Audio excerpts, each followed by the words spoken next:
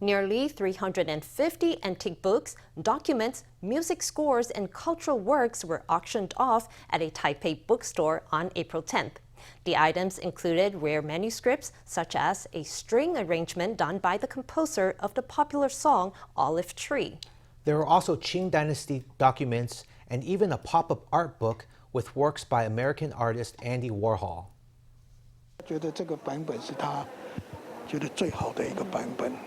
For the first time ever, 3 precious music manuscripts composed by Lee Tai-hsiang were on display at the auction.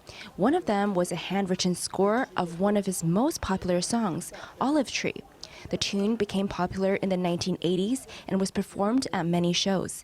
The score up for auction was a refined version of the piece, which Lee specially adapted for string trio circa 1991. Due to the high difficulty of interpretation, the arrangement was rarely performed, making the sheet music especially precious. These are from the 1980s and 1990s. They aren't very old, but they are still very valuable. If you look closely, you can see areas where Lee Tai-hsiang erased parts of the manuscript to modify it over and over again. In the end, he was unable to erase any more, so he had to write the alterations on a strip of paper and stick it on top. You can tell that he was very hardworking.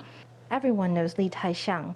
He took Taiwan's folk music and popular songs and elevated them. Nowadays, pop music concerts in Taiwan are the way they are thanks to him. This is Olive Tree, his most famous piece. It was originally sung by Qi Yu, but Lee arranged it for string trio. He said this was the version he was most satisfied with.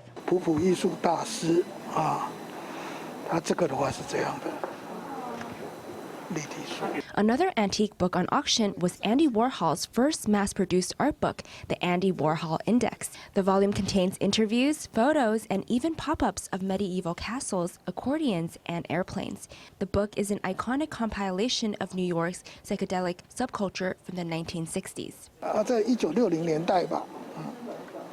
This one is from the 1960s. Nowadays, pop-up books are rare. The most important thing is that it's Andy's. The whole style of the book is similar to his art. The highest bid at the auction reached 700,000 NT. It was for a governmental document from the early Qing dynasty, annotated by the Shunzhi emperor in the 17th century. This auction was different from previous ones because there were more manuscripts, there were more works that were handwritten by the authors. Another special thing is that we had land contracts that reflected changes in society back in the day.